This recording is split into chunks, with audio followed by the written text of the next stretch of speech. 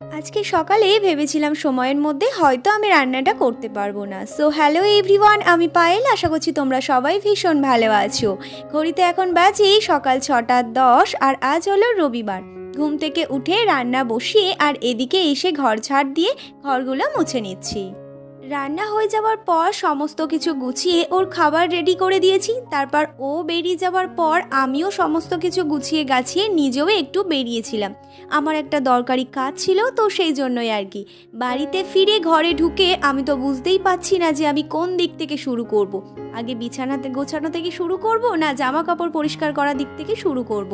দেখো, বাড়িতে আত্মীয় স্বজন আসলে কিন্তু বেশ ভালোই লাগে। আমার তো খুবই ভালো লাগে।